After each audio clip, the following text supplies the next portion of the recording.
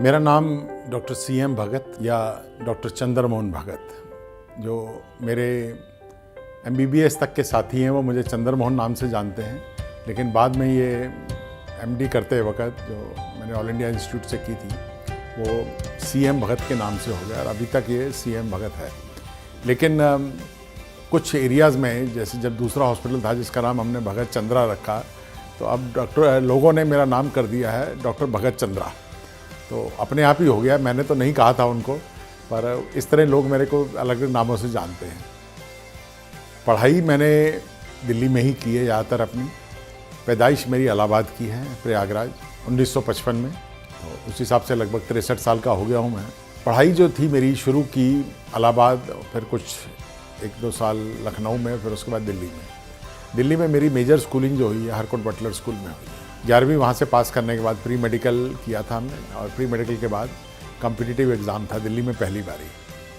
तो पढ़ाई का स्टाइल मेरा शुरू से कुछ ऐसा था कि रेंज को जो है ना वाइड रखना है, बजाय इसके कि कुछ चीज़ों को फोकस करना है।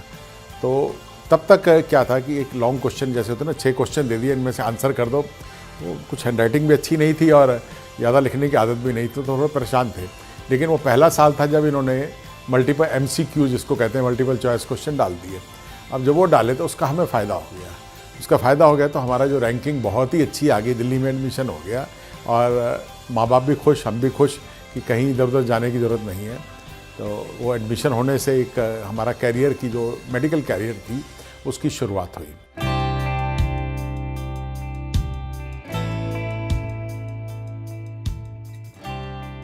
शादी जो हुई हमारी 1982 में हुई, अरेंज मैरिज थी। इनफैक्ट शादी तय हुई जब मैं PG एग्ज़ाम की तैयारी कर रहा था। तो PG जो है मेडिसिन में, उसको तो आदमी को कुछ नहीं सूझता है। तो अरेंज मैरिज थी, उन्होंने कहा को, तो हमने एक ही शर्त रखी थी। मैं कहा लड़की तो ठीक है, अच्छी है देखने में, ज़्यादा पता नहीं था मैं परिवार के बारे में, लेकिन एक शर्त थी हमारी कि दहेज एक पैसे का नहीं होगा।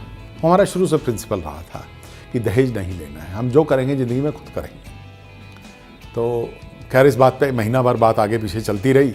फाइनली उन्होंने कहा कि ठीक है, लड़का जिद पे है तो नहीं करेंगे। मैं कहा दूसरी शर्त है इसके बाद। अब कह लेंगे दूसरी क्या है? मैं कहा शादी में बारात में 50 से ज़्यादा आदमी नहीं आएंगे। तो फिर रेजिस्टेंस शुरू। हमारी दादी बिफर गई, उन दिनों थी वो बिफर गई, ये कैसे हो सकता है, लड़का घोड़ी नहीं चढ़ेगा, ये नहीं करेगा, वो नहीं। खैर झगड़ा चला, ultimately everybody had to agree. पर ये था कि शादी MD एग्ज़ाम के बाद करेंगे, और MD एग्ज़ाम हो गया। उसके बाद फिर 31 जनवरी 82 में हमारी शादी हुई। और मिसेस भगत ने डिप्लोमा किया हुआ था गायनी में, लेकिन उसके बाद उन्होंने इच्छा जाहिर की कि MD करनी है। तो शादी के बाद उन्होंने MD की, मौलाना आज़ाद से की, और दिल्ली के रहने वाले थे। किसी दोस्त ने शादी अरेंज की थी, और उन्होंने मेरे को लाइफ में बार बार एन मौके पे गाइडेंस भी दिया है। जैसे प्रैक्टिस में आने का जो एक ट्रिगर पॉइंट था, उन्होंने कहा था कि तुम प्रैक्टिस में क्यों नहीं चले जाते, इतना रेस्टलेस क्यों हो रहे हो एम्स में। तो वहाँ पे हुआ। फिर नर्सिंग होम भी आज जैसे बात की मैंने कि उन्होंने कहा कि मुझे वर्किंग प्लेस चाहिए, तो शुरू हो गए। हाँ, वो थोड़ा सा अब वो जब हमारी स्पीड बढ़ती है ना, तो फिर वो कहती है रुक जाओ, तो वो रुकने को हम तैयार नहीं होते हैं। तो वो कई बार नाराज़ भी हो जाती है, पर हम कैसे रुक सकते हैं। नेचर है। Decision making has been my forte. Decision after taking the input from various sources, जितने आसपास जितने डिसीजन सलाह देने वाले उनसे लेता हूँ, लेकिन मैं डिसीजन फास्ट लेता हूँ। लेकिन मेरे को कई लोगों ने टोका कि तुम्हारे डिसीजन बहुत फास्ट होते हैं। मैंने कहा डिसीजन नहीं लेंगे तो मौका निकल जाएगा, ट्रेन निकल जाएगी तो वापस नहीं पकड़ सकते हैं। डिसीजन लेंगे तो 50-50 चांस है गलत होगा या सही होगा, और थोड़ा सोच समझ के लिया है तो चांसेस होगा कि 80-90% सक्सेसफुल होगा, 10% गलत हो सकता है। और गलत हो भी, कईयों के डिसीजन गलत होते हैं। लेकिन taking a quick decision after taking various factors into consideration, और अभी तक सारे डिसीजंस ठीक ही रहे हैं, एक आध को छोड़ के, और अच्छा है ओवरऑल प्रोग्रेस लाइफ में। तो उसके बाद 82 में शादी हुई थी, और बेटा हमारा माहिम भगत जो है 83 में उसका बर्थ हुआ था मार्च में। और वो उसने पढ़ाई की, और उसके बाद हॉस्पिटल मैनेजमेंट में क्वालिफिकेशन लिया, और आज वो CEO के पोस्ट पे है भगत हॉस्पिटल्स में। भगत हॉस्पिटल इंसिडेंटली अब प्राइवेट लिमिटेड कंपनी है, तो he is the CEO of the hospital, Bhagat Chandra hospital. उसके बाद दूसरा बेटा हमारा है प्रतीक भगत। प्रतीक भगत 87 का बर्थ है उसका, और उसने फिर MD पहले MBBS किया, पूना से, और फिर उसने MD किया सफ्दरजंग से एनेस्थीसिया में ही। और उसके आने से मेरे को थोड़ा सा लाइफ में और जो मेरी इच्छाएं थी पूरा करने की, क्योंकि मैं भी एनेस्थेटिस्ट था, वो भी एनेस्थेटिस्ट आ गया, and he has a very good grip on his profession and management also. तो जब ये दोनों बेटे साथ में हों, जो कि आजकल आप आमतौर से देखेंगे कि डॉक्टर्स के बच्चे लोग ना अक्सर बाहर चले जाते हैं, वो खुद ही इनकरेज करते हैं और बाद में परेशान भी होते हैं।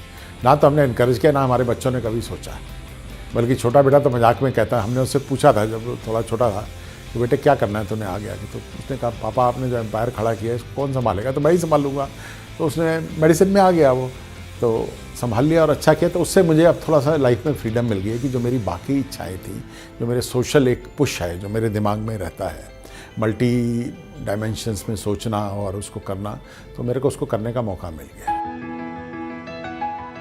मेरी इंस्पिरेशन है मेरे आसपास खुशी देखनी, जो मैं सफरिंग देखता हूँ, और फिर मेरे अंदर एक इच्छा होती है कि खुशी होनी चाहिए, क्योंकि संभव ना हमारा समाज जो है इस तरह डेवलप हो गया है कि बहुत सेल्फिश हो गए हैं, सेल्फ फोकस्ड हो गए हैं, अपनी ही चिंता करते हैं या अपने परिवार की करते हैं, आसपास के लोगों की नहीं करते हैं। अब मेरी समझ में नहीं आता कि कोई आदमी कैसे खुश रह सकता है जब उसके आसपास खुशी नहीं है। आसपास आपके लोग हंसेंगे, खुश होंगे, प्रसन्न होंगे, तभी तो आप प्रसन्न रह सकते हो। सिंगल आप अपने ड्राइंग रूम में बैठ के कैसे खुश हो सकते हो? 2 पैग तो पी लोगे, लेकिन वो खुशी तो नहीं मिलेगी। तो ये जो सफरिंग है उसको दूर करने की जो अपना एक अंदर से एक इच्छा होती है, वो उसी दिशा में हम काम करते रहते हैं। अब करते करते देखिए, मेरे हॉस्पिटल स्टाफ में लगभग 400 फैमिलीज़ हैं। 400 फैमिलीज़ में आप उनके अगर हर एक के 3-3 प्राणी और भी जोड़ लें तो 1200-1400 लोग हो गए। अब जब इनको देखता हूँ तो मुझे लगता है कि मेरे ऊपर एक बहुत बड़ी जिम्मेदारी भी है, वो भी एक परफॉर्म करने के लिए और सस्टेन करने के लिए एक जज्बा है। बच्चे साथ में हैं, वो भी एक बहुत बड़ा फैक्टर बन जाता है कि इसके आगे। लेकिन मैंने फिर भी हॉस्पिटल को ऐसे डेवलप किया है, एक बात मैं उनको आज से 20 साल से कह रहा हूँ कि सिस्टम को ऐसा बनाइए कि मैं रहूँ ना रहूँ, सिस्टम चलता रहना चाहिए, किसी पे भी डिपेंडेंट नहीं होना चाहिए। यानी हर काम को करने के लिए 2 आदमी तो होने ही चाहिए। चैलेंजेस आए हैं लाइफ में, कई बार आए हैं, कई बार बहुत एम्बैरेसिंग सिचुएशंस भी हुई हैं, लेकिन वक्त के साथ सब निकल जाता है। हर प्रॉब्लम का सलूशन है, और जब प्रॉब्लम आती है, चैलेंज आता है, तो उसका एनालिसिस भी करना है। लेकिन एक चीज़ हमने सीखी है कि कभी किसी दबाव में नहीं आना है। कभी किसी ने गुंडागर्दी की है तो हमने उस पर एक्शन जरूर लिया है, उसको छोड़ा नहीं है। सिस्टम को मोल्ड करना भी सीखा है। ये नहीं कि गवर्नमेंट ने ये कह दिया तो ये करना है, हम गवर्नमेंट को फीडबैक दिया, उसका बाकायदा है। पहली बारी आपकी गवर्नमेंट आई थी तो इन्होंने एक सर्कुलर इशू कर दिया था कि ये है ना, एक एडवाइजरी इशू कर दी थी नर्सिंग होम्स के लिए ना। उसमें से ज़्यादातर पॉइंट अपसर्ड थे, तो हमने आप देखा ना था, उठा के फ़ोन लगाया, सत्येंद्र जैन जी थे तब, हमने जो मन में था 5 मिनट धड़ाधड़ जो बोलना था बोल दिया कि आप जो कर रहे हो आपको मालूम भी, आप क्या बोल रहे हो, आपने कभी नर्सिंग होम में काम किया, कभी ऑन किया, आपको मालूम नहीं है तो आप एडवाइजरी को इशू कर रहे हो, आप कम से कम हमसे डिस्कस तो करो। तो इस तरह ऐसा एक बार ही नहीं, मैं कि ये तो एक इंसिडेंस जो एकदम मुँह पे आ गया कि बता दिया।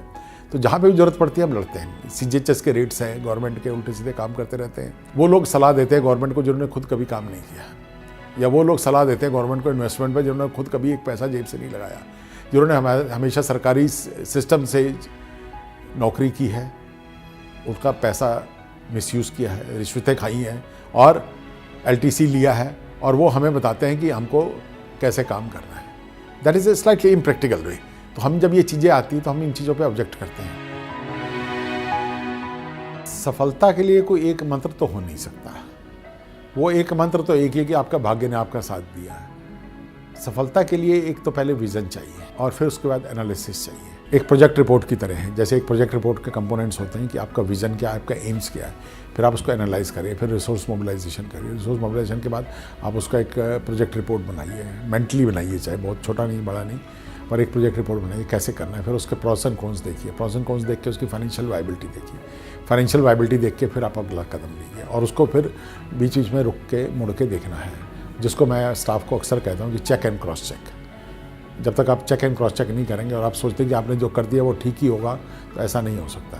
तो इसमें कुछ 1-2 बुक्स भी, who moved my cheese, Spencer उसकी है, that is a wonderful book, I recommend it to people. बच्चों को एक बारी तो मैंने दिवाली पे ना 50 बुक्स खरीद के, रूपा पब्लिकेशन की थी, मंगा के मैंने दिवाली गिफ्ट दे दी बच्चों को, कि जितने टीनेजर्स थे मैंने कहा ये याद रखना ज़िंदगी में काम आएगी है। कि never take everything for granted कि आज आपका सोर्स ऑफ इनकम बना हुआ है तो कल वो बना रहेगा। इट कैन किसी टाइम भी वो गैप हो सकता है, वो चीज़ जो है ना आपका वो कभी भी गैप हो जाएगा। तो ये एक अच्छा रहा है कि हम हमेशा ही वॉच रखते हैं, constant analysis of your working system and watching for the constant growth. रुकना नहीं है, रुक गए तो फिर गिर जाएंगे। रस्सी पे चल रहे हैं, रस्सी पे जब आदमी चलता रहता है तो सस्टेन आगे दूसरे सिरे पे पहुंचता है। जब रस्सी पे आदमी खड़ा होता है तो नीचे गिर जाता है।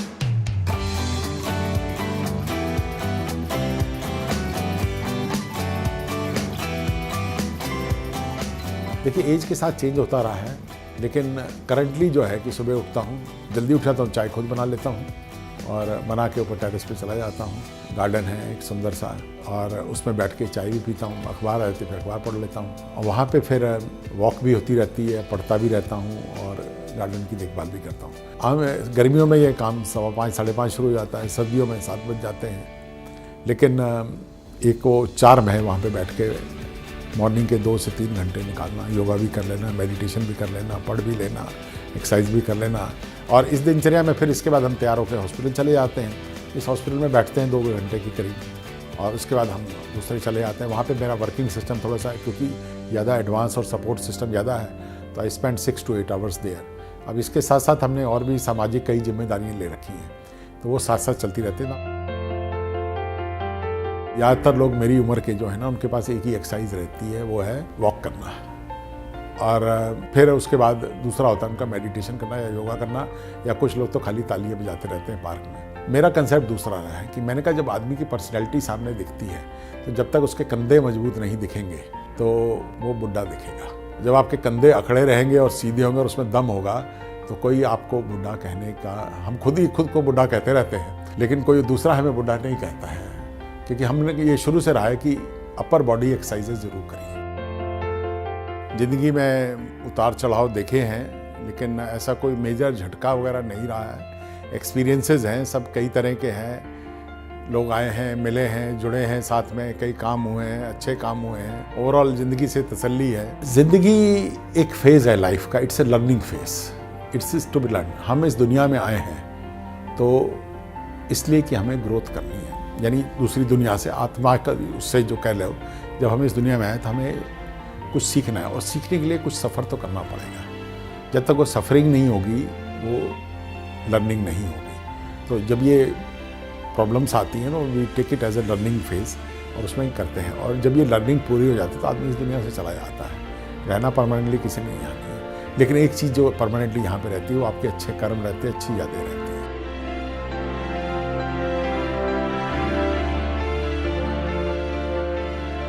ट्रैवलिंग करने का शौक़ है मुझे, पर मैं उतना नहीं कर पाया जितनी मेरी इच्छा है। और बाहर भी, देश से बाहर जाने का नहीं है इतना शौक़, कि अपना देश इतना सुंदर है और इतना डाइवर्स है कि इसी में बहुत कुछ देखना है। तो मैंने शौक़ है पर वो तसल्ली हुई नहीं है। गाड़ियाँ मैंने ज़रूर खरीदी, एक के बाद एक घूमने वाली। कैंपिंग का इक्विपमेंट भी बहुत रखा है, कैंप रखे हैं, कैटल रखी है पोर्टेबल, और कैमराज रखे हुए हैं, और बाइनोज रखे हैं, मोनोज रखे हैं, स्टैंड्स रखे हैं फोटोग्राफी के। और ये सब घूमने का सारा इंतज़ाम है, उन्हीं को देख के खुश हो लेता हूँ।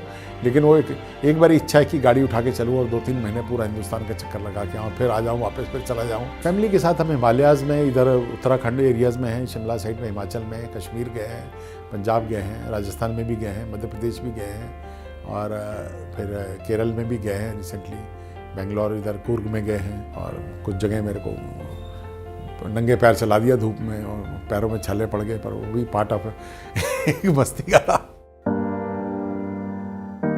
पेट्स का शौक़ है, एक रखा भी था हमने और काफ़ी साथ दिया उसने, 12 साल तक साथ दिया। अब उसके डेथ के बाद मिसेस भगत वो हिम्मत नहीं कर पा रही हैं 2 साल नहीं खेलेंगे, इतना प्यार हो जाता है कि फिर मुश्किल हो जाता है। हालांकि मेरी इच्छा है, क्योंकि अब ग्रैंडसन आया है, उसने शोरूम चाह रखा है कि घर में पेट चाहिए, तो देखे कौन जीतता है, दादी जीतती है, पोता जीतता है। फोटोग्राफी का शौक़ है, पढ़ने का शौक़ है, लेकिन पढ़ने में फिक्शन नहीं, पढ़ना is more of A philosophical aspects of human behaviour.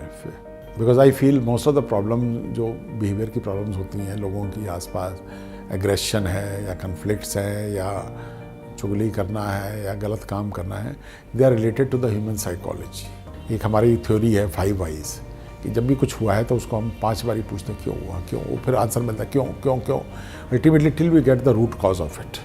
Then we correct it. तो ये एक फिलॉसफी का एक हिस्सा है कि find out the basic reasons and keep take people with you. Garden का शौक शुरू से ही रहा है, पौधों का। जब पहले पिताजी के मकान में जब हम साथ में उनके थे तो पहले भी घर के नीचे बना रखा था गार्डन, फिर छत पे बनाया हमने। उसकी भी पिक्चर्स हैं हमारे पास कुछ पुरानी, वो बैम्बू स्ट्रक्चर को यूज़ करता हूँ मैं अक्सर। और फिर यहाँ पे भी हमने जब ये बनाया तो डुप्लेक्स बनाया इसमें, और ऊपर का हिस्सा जो है आधा हमने टेरेस के लिए छोड़ दिया था अलग से। बाहर फिर आपने देखा होगा 2 चबूतरे वहाँ पे आपको दिखेंगे, वो शुरू से ही बना दिए हैं।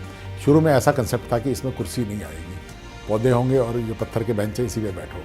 तो 5-6 साल तो ऐसे ही चला। बाद में फिर जब नंबर ऑफ़ गेस्ट बढ़ते गए, चेयर्स लानी पड़ी यहाँ पे, ये सब चीज़ें रीएडजस्ट की। एक वो गोल चबूतरा भी बनाया उसमें, जहाँ पे हम अक्सर गाने वालों को ले आते हैं। तो जो भी गाने वाला होता है, हमारे भी कई साथी हैं डॉक्टर्स गाना गाते हैं, म्यूजिशियन साथ में साउंड सिस्टम लगा के वहाँ पे महफिलें बैठती हैं खूब, और रात देर तक चलती हैं। हमारी महफिल का बेंचमार्क ये है कि जब तक नीचे से पीसीआर वाला आके टोके नहीं कि बहुत शोर मच रहा, पड़ोसी की शिकायत आई है, तब तक महफिल सफल नहीं हुई है। तो वो एक रहता है, और खूब एंजॉय करते हैं लाइफ को, और लोगों को भी साथ में एंजॉय कराते हैं। कम से कम 5-7 बार ही हो चुका है कि पीसीआर वाले ने आके धमकाया कि बंद कर दो। धर्म की परिभाषा जो अपना समझ आई है, धर्म कोई एक विशेष चीज़ नहीं है। धर्म कुछ ज्ञानी लोगों ने वक्त के साथ एक सेट ऑफ रूल्स बनाए थे सोसाइटी को काबू करने के लिए, ह्यूमन बिहेवियर को कंट्रोल करने के लिए। वो चाहे वो सऊदी अरेबिया में था, चाहे वो उधर इज़राइल में था, चाहे वो इधर हिंदुस्तान में था, कि एक लोकल कल्चर के हिसाब से वहाँ पे सेट ऑफ रूल्स बनाए गए ताकि लोग जो है ढंग से चलें, नहीं तो एक दूसरे को मार काट खा के कोई नॉर्म्स नहीं रहेंगे, जानवरों की तरह रहेंगे।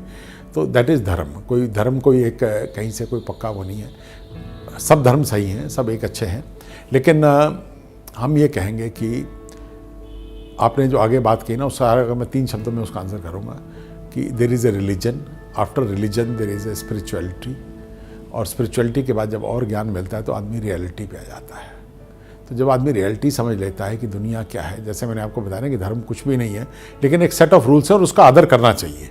उन रूल्स का आदर करना चाहिए कि अगर वो रूल्स का आदर नहीं करेंगे तो समाज टूट जाएगा, एक दूसरे को मारे काटेंगे, जैसे कि अभी मिडल ईस्ट में हुआ कि मार रहे हैं एक दूसरे को, लाखों लोग मार दिए। धर्म का ये परिभाषा कभी नहीं रही। धर्म तो सिर्फ इसलिए रहा है कि आदमी को कंट्रोल करके उसको सभ्य तरीके से जीना सिखाएं, सब एक दूसरे को मिल के रहें और प्रमोट करें। देखिए, घटनाएं तो आती हैं, जैसे एक कोटेशन है अलेक्जेंडर ड्यूमस की कि in every man's life there are many points, turning points, जहाँ पे उसको डिसाइड करना था उसको राइट जाना है या लेफ्ट जाना है। तो ऐसी घटनाएं कई आई हैं, पर अब ये है कि जब से ये हेल्थ केयर इंडस्ट्री कह लो या एक एसोसिएशन हो गई है, इसमें कई बारी आया है एग्रेशन जब पब्लिक ने दिखाया है। तो मैं ये कहूँगा कि कंज्यूमर प्रोटेक्शन एक्ट और ये जो एग्रेशन जो सोसाइटी में आया है डॉक्टर्स और मेडिकल प्रोफेशन के अगेंस्ट, इसने मेरी लाइफ को बहुत प्रभावित किया है, और इसमें मैंने बहुत एग्रेसिवली रिएक्ट भी किया है। ये जो हेल्थ केयर एक्ट आया है उसको एस्टेब्लिश कराना, बाकी एक्ट बन गया, दिल्ली पुलिस को ही नहीं पता था उसके बारे में, तो हम तो कमिश्नर के पास लड़ते हुए चले गए और वहीं से सर्कुलर इशू कराया, जब सब थानों में भेजिए सर्कुलर की they should know what is the act, special act. लेकिन उससे फ़र्क क्या पड़ा है मैं आपको बताता हूँ। हम एक डेयर डेविल डॉक्टर हैं कि बचाना है तो बचाना है, कोशिश करनी है। यहाँ पे जनकपुरी में भी एक बार ये केस था, किसी नर्सिंग होम में पेशेंट की डिलीवरी और ब्लीडिंग होती जा रही है। तब यहाँ पे ब्लड बैंक नहीं थे, ब्लड बैंक पूसा रोड पे था या रोहतक रोड पे था। तो अब वो उसका ऑपरेशन करना था, तो नर्सिंग होम वाला कहा कि डॉक्टर भगत क्या करोगे? मैंने कहा करो। हम उसको फ्लूइड देते रहे और चेस्ट पे एक स्टेथो रख दिया, एक डॉक्टर थी उसको बिठा दिया साथ में। मैं जो वो स्टेटमेंट अभी भी याद करके हंसी आती है। मैंने कहा बेटे एक काम कर, जब तक तेरे कान में आवाज़ आती रहना तो चुप करके बैठे रहना, जब बंद हो जाए तो मुझे बता देना, फिर हम बंद कर देंगे और क्या करेंगे। तो वी डिड दैट केस। उसको बाद में हमने 12 यूनिट ब्लड दिया, जब आ गया उसका बच गई हो। लेकिन अब जो माहौल है इसमें मैं ये सब नहीं करूँगा, अब तो लोग मार देंगे, मुझे ब्लेम कर देंगे, पुलिस अरेस्ट कर लेगी, कंज्यूमर प्रोटेक्शन हटेगा, कोई जज साहब मानिए जज साहब को ऐसी जजमेंट दे देंगे जो मेरे को तोड़ देगी बिल्कुल। तो वो जो एक अंदर से एक लड़ने का जज्बा होता है वो खत्म हो जाता है। तो इस तरह की चीज़ें जब ये हो रही हैं, ये एक टर्निंग पॉइंट है हेल्थ केयर प्रोफेशन में, मेरे ही नहीं पूरे देश के हेल्थ केयर प्रोफेशन में एक टर्निंग पॉइंट है कि जो आदमी काम करना चाहते हैं। देखिए, फ्री में सर्विस कौन देता है? हेल्थ केयर प्रोफेशनल देता है, लॉयर्स देते हैं, कभी कोर्ट ऑर्डर करता तो देते हैं, कहीं पे क्राइसिस होता है, बाढ़ आती है, भूचाल आता है, कश्मीर में हुआ, गुजरात में हुआ, बिहार में हुआ, कौन जाता है? सोशल वर्कर और हेल्थ केयर प्रोफेशनल्स जाते हैं, लॉयर्स तो नहीं जाते हैं वहाँ पे, इंजीनियर्स तो नहीं जाते हैं वहाँ पे। तो फिर आप इस प्रोफेशन को इतना बदनाम क्यों कर रहे हैं? और बदनाम के अलावा एक इसको ना डिमोरलाइज कर रहे हैं। अब से पहले तो कोई नहीं थे। अभी मोदी जी का जो आउटपुट देने का जो तरीका है ना, वो अच्छा रहा है। हाँ, एक कोटेशन मैडम शीला दीक्षित की याद है, वो पेपर में था, किसी न्यूज़ में था, तो मैं वो मार्क करके रखा और मैं उसको कम से कम 100 बारी कोट कर चुका हूँ। Delegate but do not forget, कि आप सारा काम खुद नहीं कर सकते, आप काम को डेलीगेट करिए, लेकिन उसको रिकॉर्ड में रखिए कि आपने किसको डेलीगेट किया है और उसको मॉनिटर करिए। मॉनिटर करेंगे तो तभी काम होगा। और कोई सोचे कि मैं अकेला सब काम कर लेता तो वो नहीं हो सकता।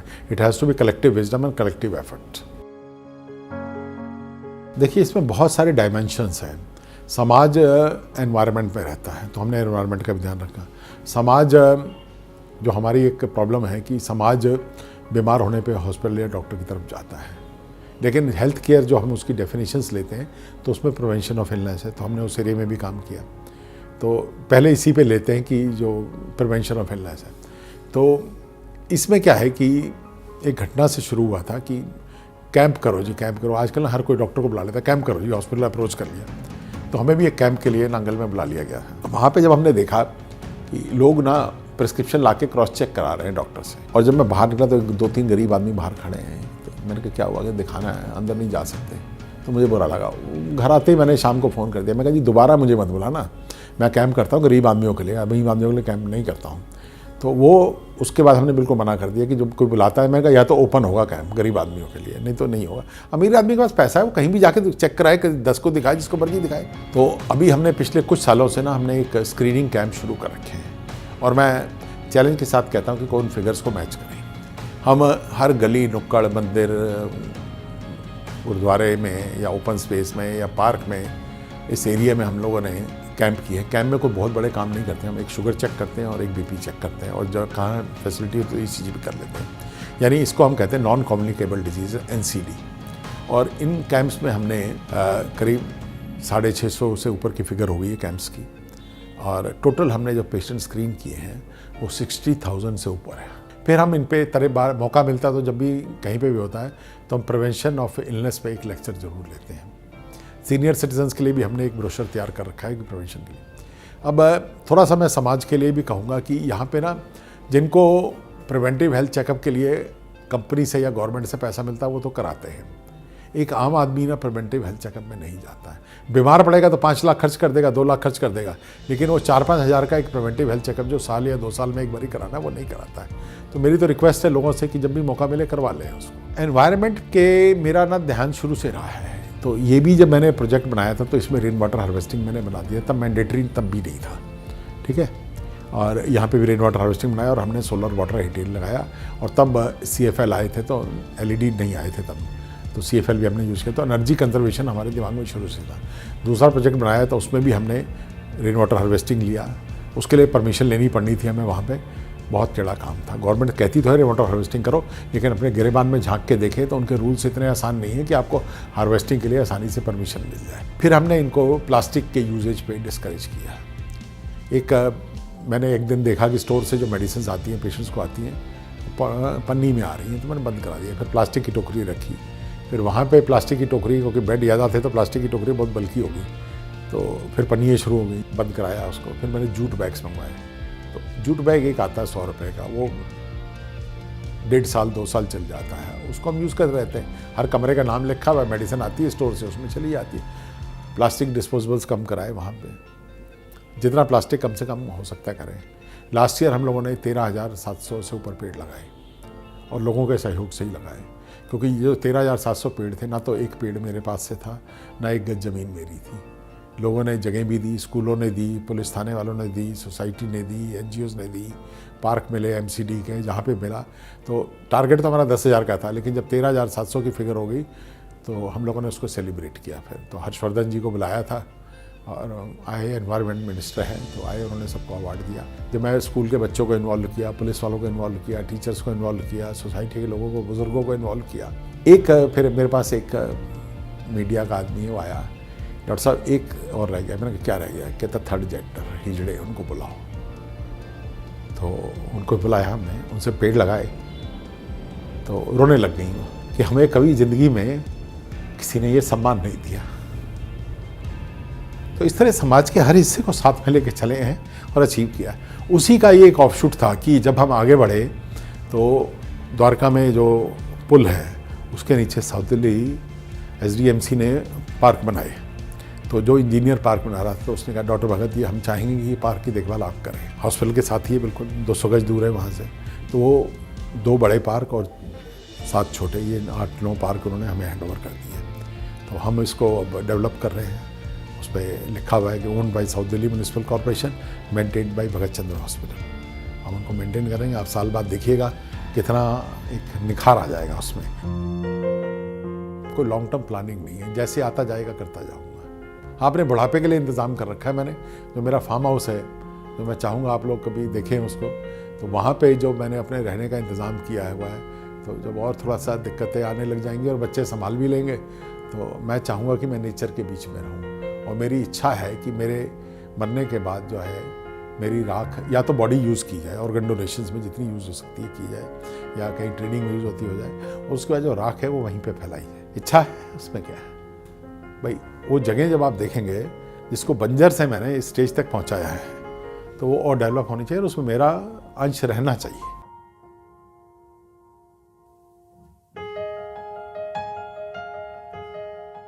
देखिए, बिगेस्ट सपोर्ट तो मेरी पढ़ाई रही है, फिर मेरे माँ बाप के संस्कार रहे, एटीट्यूड, हिंदुस्तान की तरफ लगाव रहा है, पत्नी का सपोर्ट रहा है जब उन्होंने क्रिटिकल टाइम पे मुझे गाइड किया है कि अब ये करिए, अब ये करिए। और बाकी अपनी पर्सनैलिटी है, नेचर है। और उन लोगों का भी धन्यवाद करना चाहूँगा जब पैसे की ज़रूरत पड़े जिन्होंने दे दिया हमें, नहीं तो उसके बिना तो कुछ हासिल नहीं होना था।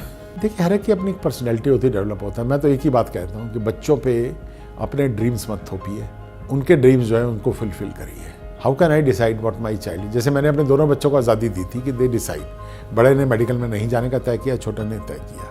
दोनों मेरे साथ हैं। खुशी इस बात की कि दोनों मेरे साथ हैं, तो वो भी एक मेरे लिए मोटिवेशन है।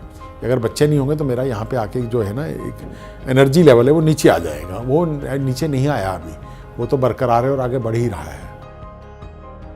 देखिए, ये एम्पायर तो अभी भी नहीं मैं कहूँगा, हाँ, लेकिन ये कुछ वक्त ने जैसे सिखाया कि पहले एक प्लॉट लिया और हमने उसमें अपना सोचा था बनाएंगे, लेकिन नज़र साथ वाले पे थी क्योंकि वो भी उनका मुझे पता था कि वो बेचेंगे। तो हमने अपने जो फाइनेंसर अंकल थे उनको बोला, तो अब उन्होंने भी 4-6-8 महीने बाद जैसे भी था उन्होंने हाँ कर दी और वो हो गया। अब जो शुरू करने की बात हुई थी वो इसलिए हुई थी कि मैं एज एनेस्थेटिस्ट तो जा रहा था, लेकिन मेरे को उससे एक सेटिस्फेक्शन लेवल जो था ना वो बहुत अच्छा नहीं था, क्योंकि एनेस्थेटिस्ट की जो फ्रीलांस में एक इनकम का लेवल होता है आप उससे ऊपर नहीं जा सकते, ऐसा ही स्पेशलिटी है ये। और मिसेस भगत जो गायनेकोलॉजिस्ट थी, जब वो दूसरे नर्सिंग होम्स में जाती थी तो शी वॉज नॉट सेटिस्फाइड। तो उन्होंने कहा भाई मेरे पास अपनी जगह होनी चाहिए काम करने के लिए। तो हमने कहा ठीक है, जब आपने इच्छा जाहिर की है तो हम करेंगे। और वो वहाँ से हमारा ही नर्सिंग होम का कंसेप्ट शुरू हुआ।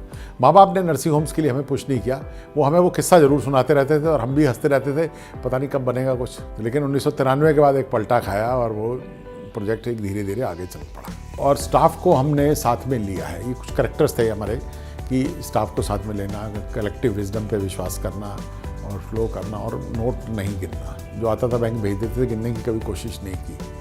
और जब ज़रूरत होती थी ऊपर वाला दे भी देता। मैं अभी भी हंसता हूँ, ले आओ कोई और बड़ा प्रोजेक्ट ले आओ, जब ज़रूरत होगी कोई ना कोई दे ही देगा। कि मैं जो भी काम करो, जब तक आपका पैशन नहीं है उसके लिए आप सक्सेसफुल नहीं होंगे। Once you have the passion, and the passion can not be money, Lakshmi can not be the passion. The passion should be your profession, your project, what you want to do. तो हमने और भी कई चीज़ों का passion हमने रहा है और हमने लगभग काफ़ी चीज़ों में सक्सेस हासिल किया। देखिए, अपने अपने विचार हैं। मैं तो यही कहूँगा, देश और समाज से और इस धरती से आपने जो लिया है, अगर वो जाते हुए आप कुछ ऐसा दे के जाएंगे उसको, तो आपको सुकून से जाएंगे। जाना तो सबने है, परमानेंट तो कोई नहीं हो सकता। हर कोई चाहता है कि उसकी उम्र 100 साल हो, 150 साल हो, बाकी तो जो जैसे है सर्कमस्टांसेस वो होगा। लेकिन समाज से जो लिया है समाज को दे के जाइए।